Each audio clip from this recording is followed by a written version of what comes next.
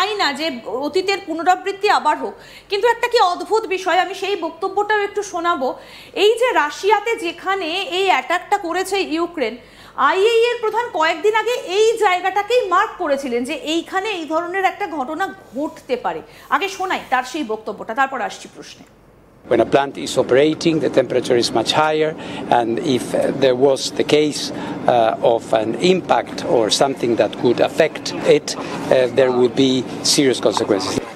This nuclear power plant is of the RBMK type, which basically means that it does not have the containment dome and protective structure that is typical to most of the more current nuclear power plants.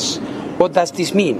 This means that the core of the reactor containing nuclear material is protected just by a normal roof. This makes it extremely exposed. IA এর প্রধানের বক্তব্য শোনালাম, এবং এখান থেকে একটা বিষয় স্পষ্ট, তিনি যখন আইডেন্টিফাই করছেন যে এখানে কিছু একটা হতে পারে, তাহলে সেখানে কেন সেই ব্যাপারটা থাকবে না, সেই সুরক্ষা বলয়টা কেন থাকবে না?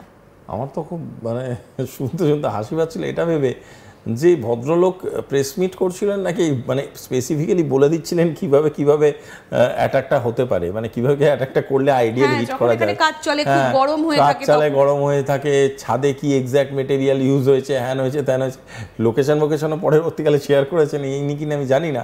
তবে আমার কাছে এটা কিন্তু ভীষণ ইম্যাচিওর একটা লাগলো, সরি আমি খুবই ক্ষুদ্র মানুষ, কিন্তু আমার কাছে কোথাও কি এটা খুব ইম্যাচিওর লাগলো এই কারণ এই ধরনের স্টেটাসে এসে এই ধরনের নিউক্লিয়ার পাওয়ার প্ল্যান্ট সম্বন্ধে একটা আইএই এর চিফ এই ধরনের কথা বলাটা I don't find it very mature. কারণ একটা জিনিস বুঝতে হবে, আপনি আজকে যে ভাষাতেই যা প্রেস কনফারেন্স করছেন, আপনার চেয়ারটা যদি ইম্পর্টেন্ট হয় সেটা কিন্তু মাল্টি এজেন্সি আপনার শোনে, এবং যদি আপনার বক্তব্যর মধ্যে সত্যি সেরকম করে মেটেরিয়াল হয়ে থাকে সব এজেন্সিরাই বসে শুনছে। যদি আপনার রাশিয়াকে অ্যাটাক করতে হয়, এটা one of the biggest clues সেখানে বলে দিচ্ছে।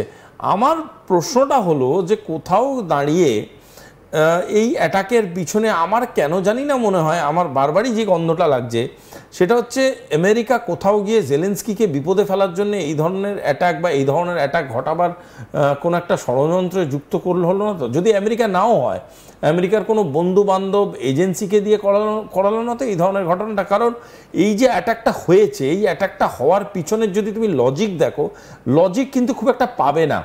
যেখানে পিস টক্স হচ্ছে, যেখানে ডেলিবারেশনস আসছে, যেখানে একে অপরের সাথে বিভিন্ন রকমভাবে ট্রানজ্যাকশনাল ইকোনমিক্স নিয়ে কথা বলছে, সেখানে হঠাৎ করে গিয়ে একজন আরেকজনের নিউক্লিয়ার পাওয়ার প্ল্যান্টে মেরে দিল, অয়েল ট্যাঙ্কারে মেরে দিচ্ছে, এটা কি? এবং এর রিপ্লাই যদি রাশিয়া দেয় তাহলে তো সেটা আরো ভয়ানক হয়ে যাবে, কারণ ইউক্রেনের অবস্থা এমনিতেই খারাপ।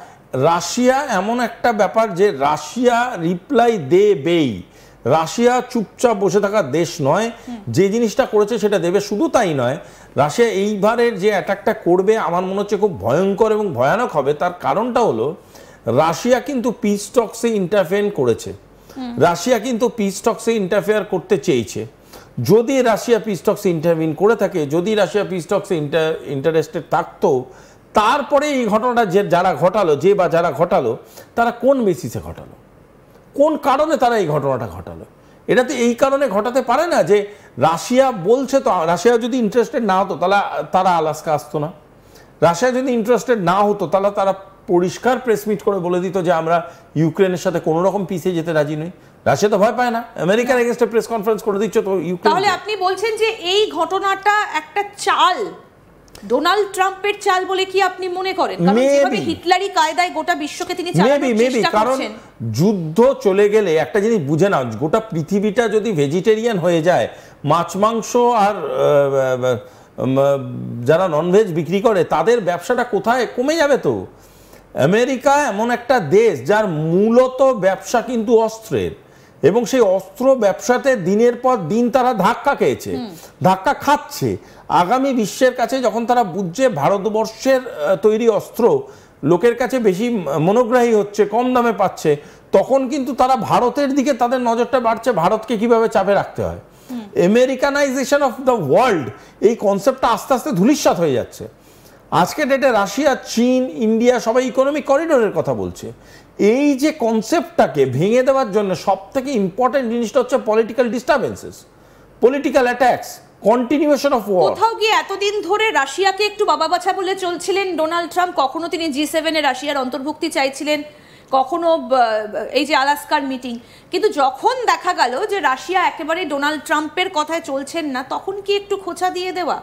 কোথাও কি একটু সেই ভাবনাটাও ভাবতে পারি দেখো, আমরা? খোঁচা দিয়ে দেওয়ার আমার কেন জানি না এটা মনে হচ্ছে এটা রাশিয়ার যত না ক্ষতি করার জন্য করা হয়েছে তার থেকে অনেক বেশি ক্ষতি করে দেবে এটাই Zelensky as a individual and Ukraine as a power. কেন? কারণ দেখো, রাশিয়ার ক্ষতি করার অকাত ক্ষমতা, ভয়, সাহস কোনোটাই আমেরিকার নেই, ওয়াশিংটনের নেই। লেটস নট ওভার জাজ আমেরিকান পাওয়ার, এমন ভাবার কিছু নেই। বিরাট ভীম সিং স্পষ্ট করে তো বলেই দিয়েছেন পুতিন যে একটা জায়গাও ছেড়ে দেবো। অত্যাধিক ভেবে লাভ নেই, আমেরিকা বিরাট বড় বিরাট দৈত্য ভেবে লাভ নেই। ওর ঠিক জায়গায় ঠিক সময় চিমটি কাটলে মাটিতে বসিয়ে দেওয়ার ক্ষমতা অনেক দেশই রাখে। সেকেন্ড কথা হচ্ছে, আমেরিকা আমার মনে হলো কোথাও গিয়ে জেলেনস্কির পিছনে যে ইনভেস্টমেন্টটা করেছে, জেলেনস্কি সেটা তো জলে দিয়েছে, সেটা আমেরিকা ভালো মতো জানে, কিন্তু সেইটা গেছে জো বিডেনের মাথা দিয়ে। এইবার তারপরে যখন ট্রাম্প এসছে, ট্রাম্পের যদি আমি তর্কের খাতিরে ধরেই নিই যে টার্গেট হচ্ছে নোবেল প্রাইজ, ট্রাম্প তো চাইবে পিস টকগুলোকে ফাইনালাইজ করতে। এই পিস টক ফাইনালাইজ করার জন্যে ট্রাম্প যেটা করবে সেটা হচ্ছে মেথডিক্যাল ডিসকাশনের মধ্যে থাকবে উইথ জেলেনস্কি। জেলেনস্কি ছিল সেদিনকে, আরও যত G7 এর লোকজন, ইউরোপিয়ান ইউনিয়নে ইম্পর্টেন্ট মেম্বাররা বসেছিল, তাদের সামনে যে মিটিংয়ের একটা আভাস আমাদের কাছে এসছে, সেই আভাসটা কিন্তু এরকম নয় যে জেলেনস্কি একদম সব কিছু মেনে আনন্দের সাথে বলছে হ্যাঁ আমি সব ছেড়ে দিলাম, আপনারা যা বলছেন রাজি, অমুক তমুক। হতে পারে সেখানে এত ডাইভারজেন্স আছে, সেই ডাইভারজেন্সগুলো কোথাও গিয়ে আমেরিকার কাছে সেটা মানে খুব একটা সুখকর নয়। তখন আমেরিকা জানে যে নিজেকে রেলেভেন্ট রাখতে গেলে এই জেলেনস্কি নামক যে মানুষটা আছে তাকে পলিটিক্যালি সাফার করাটা ইজ ভেরি ইম্পর্টেন্ট। তাকে পলিটিক্যালি সাফার করতে গেলে কি করতে হবে? তাকে এমন একটা জায়গায় ফেলতে হবে যেই জায়গায় গিয়ে সে নেক্সট লেভেল অফ এফার্টটা বুঝতে পারবে না। এবং সেই সময় দাঁড়িয়ে the most important thing to do হচ্ছে, জেলেনস্কির দেশ থেকে আজকে গিয়ে নিউক্লিয়ার পাওয়ার প্ল্যান্টে অ্যাটাক হলো, যেটা একটা ইরেসপন্সিবল অ্যাটাক। সেটা জেলেনস্কি এবং জেলেনস্কির পক্ষে চেঁচানো ইউক্রেনের বুদ্ধিজীবীরাও বলছে। দ্বিতীয় জিনিসটা হচ্ছে, যেই অ্যাটাকটা সেকেন্ড অ্যাটাকটা হলো অয়েল ট্যাঙ্কার্সগুলো, সেটা হচ্ছে এনার্জি অ্যাটাক। এই এনার্জি অ্যাটাক যখন একটা দেশ করলো, এটা থেকে পরিণামটা তো ভয়ানক, উল্টো দিকে যখন আসবে। পরিণাম তো ছেড়েই দাও, তার থেকে বড় কথা হচ্ছে তোমার ইমেজটা ধ্বংসের দিকে চলে গেল না, যে তুমি ইরেসপন্সিবল একটা পাওয়ার হাউস, যা কিছু করে ফেলতে পারো। তাহলে তো জেলেনস্কি ইউক্রেনকে এখন আর রক্ষা করছে না, আরো ধ্বংসের দিকে ঠেলে দিচ্ছে। এক্স্যাক্টলি, এই ন্যারেটিভটাই মার্কেটে চলে গেল। এবং তাতে কিন্তু জেলেনস্কি যেমন ট্রাম্পের বিশ্বাস হারিয়েছে, যেমন বাকি ইউরোপিয়ান ইউনিয়নের বিশ্বাস